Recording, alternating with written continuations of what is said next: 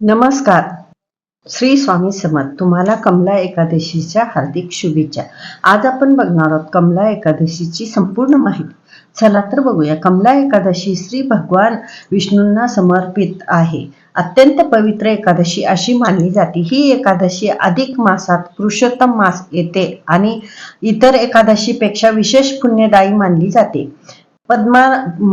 विशेष पुण्यदायी मानली जाते. पुराणानुसार या एकादशीचे महत्व वर्णन केलेले आहे. कमला एकादशीचे व्रत केल्याने पापाचा नाश होतो, धन धान्य सुख समृद्धीची प्राप्ती होते आणि शेवटी मोक्षाला प्राप्ती होते अशी मानली जाते. कमला एकादशीचे महत्व. कमला एकादशी ही माता लक्ष्मी, कमला आणि भगवान विष्णू यांच्या कृपेसाठी केली जाते. अधिक मासात येणारी ही एकादशी अत्यंत दुर्मिळ असून साधारणपणे 3 वर्षांनी एकदा येते.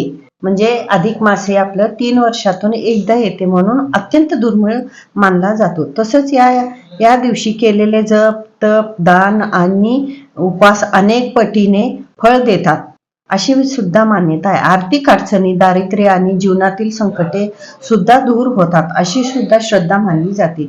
भक्ताला वैकुंठाची प्राप्ती होते व पुण्य मिळते असे शास्त्रात सुद्धा सांगितले जाते. कमला एकादशीची कथा. पद्मपुराणानुसार एका गरीब ब्राह्मणाचा मुलगा तीर्थयात्रेसाठी गेला. प्रवासादरम्यान त्याने एका ऋषीकडून कमला एकादशीचे महत्व ऐकले. ऋषीने त्या श्रद्धेने व्रत करण्याचा सल्ला दिला. त्या युवकाने पूर्ण भक्तिभावाने कमला एकादशीचे व्रत केले व त्याच्या भक्तीमुळे माता लक्ष्मी प्रसन्न झाली आणि त्याला धन, वैभव, यश आणि सुख समृद्धीचा आशीर्वाद सुद्धा दिले. त्याचे जीवन पूर्णपणे बदलले. त्यामुळे कमला एकादशीला लक्ष्मी प्राप्ती आणि दारिद्र्य निवारण करणारी एकादशी सुद्धा मानली जाते. तसेच आपल्याला कमला एकादशीची पूजाविधी कशी करायची ते सुद्धा आपण पाहूया. पहाटे लवकर उठून स्नान करावे व घरातील देवघर स्वच्छ करून भगवान विष्णू आणि माता लक्ष्मीची स्थापना करून घ्यावी. बघा, तुमच्याकडे मूर्ती असल्या तरी ठीक आहे किंवा फोटो जरी असले तर आपल्याला देवघर स्वच्छ करून आपल्याला काय करायचं, पिवळा कपडा खाली त्यांना पिवळा कपडा घालायचा आहे व त्यावरती आपल्याला भगवान विष्णू आणि माता लक्ष्मीची प्रतिमा म्हणजे फोटो ठेवायची किंवा मूर्ती. तसं तुळशी पात्र, फुले, फळ, पंचामृत अर्पण करावे व तसंच ओम नमो भगवते वासुदेवा या मंत्राचा जप सुद्धा करायचा आहे. तसंच तुम्हाला जितकं होईल तेवढं त्या दिवशी सेवा करायची. विष्णू सहस्त्रनामाचा आपल्याला पठण करायचं आहे व भगवती किंवा विष्णूची स्तोत्र सुद्धा पाठन करायचे आहे आपल्याला. बघा, आपल्याला हा मंत्र तर म्हणायचाच आहे, ओम नमो भगवती वासुदेवाय. तसंच विष्णू सहस्त्रनाम सुद्धा आपल्याला पठण करायचं आहे. तसंच दिवसभर उपास करून रात्री हरिनाम कीर्तन व जागरण करावे. म्हणजे आपल्याला जितकं होईल तेवढं शक्य. आपल्याला एवढं तर नाही शक्य कारण धावपळीच्या जीवनात, तरी आपण देवांचे नाम स्मरण करायचं आहे, पठण करायचं आहे. तसं दिवसभर उपास करायचा आहे. दुसऱ्या दिवशी द्वादशीला पारण करून व्रत पूर्ण करायचे. तसंच उपवासाचे नियम सुद्धा असतात. तांदूळ, गहू, डाळी आणि धान्यवर्जित पदार्थ टाळावेत. फळे, दूध, सुकामेवा, साबुदाणा, बटाटा इत्यादी फराळ करून घ्यायचे आहे.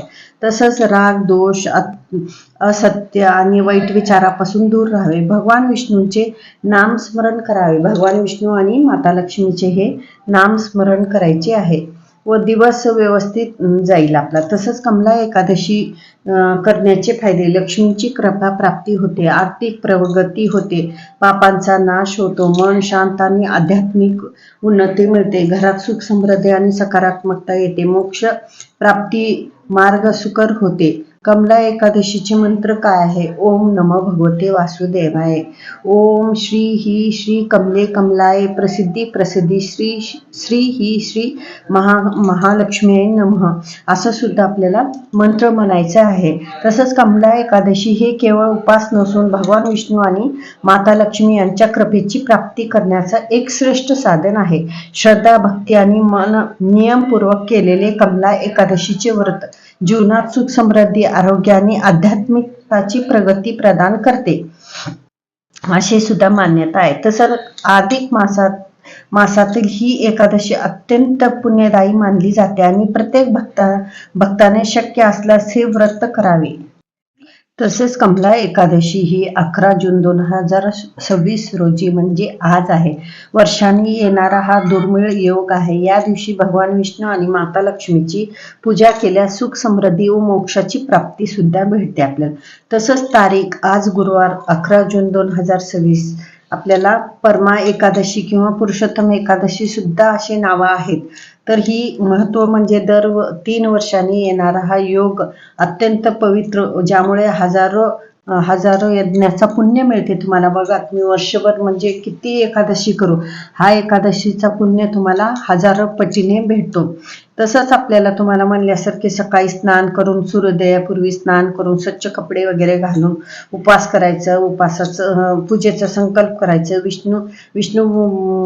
विष्णू भगवानांची पूजा करायची. व तसं तुळशीचे पानं त्यांना खूप प्रिय आहे. तुळशीचे पानं, पिवळे फुलं, पिवळे फळं, पिवळे वस्त्र अर्पण करायचं. म्हणजे जेवढं होऊ शकेल तेवढं पिवळा, प्रसादाला काही तुम्ही पिवळं आणू शकता. पिवळे फुलं, तुळशी, पिवळे त्यांना वस्त्र आपल्याला हा करायचं. व तसंच विष्णू सहस्त्रनामाचं पठण करायचं आहे. तसंच ओम नमो भगवती वासुदेवाय नमः हा मंत्राचा जप करायचा आहे. तसंच व्रतकथा, एकादशी व्रतकथा वाचा किंवा ऐका, किंवा गरजू लोकांना दान करा, अन्नदान करा, दक्षिणा द्या. तुम्हाला तुमची यथाशक्ती जितकी असेल तेवढं तुम्ही करू शकतो. व काय टाळावे, आपल्याला उपास, निर्जल किंवा फराळ, दान आणि विष्णू नामस्मरण करायचे.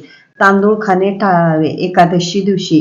कमला एकादशी व्रतकथा पौराणिक कथेनुसार तुम्हाला मगाशी म्हणल्यासारखं, जेव्हा युधिष्ठिराने भगवान श्रीकृष्णाला अधिक मासातील एकादशीचे महत्त्व विचारले, तेव्हा त्यांनी एकादशीला कमला किंवा परमा एकादशी असे म्हटले. या व्रताने पाप आणि रोगाचा नाश होतो व घरात कसं सुख समृद्धी येते. तुम्हाला अशा प्रकारे आपल्याला काय करायचं, एकादशीची पूजा आणि व्रत करायचे. त्याचे फळ तुम्हाला जरूर भेटेल. बघा, 3 वर्षानंतर आपल्याला काय येतं, अधिक मासातली एकादशी खूप पवित्र आणि खूप हे मानली जाते, म्हणून आपल्याला ही एकादशी करायची आहे. नमस्कार. श्री स्वामी. नमस्कार. व्हिडिओ आवडल्यास लाईक, शेअर, सबस्क्राईब करा.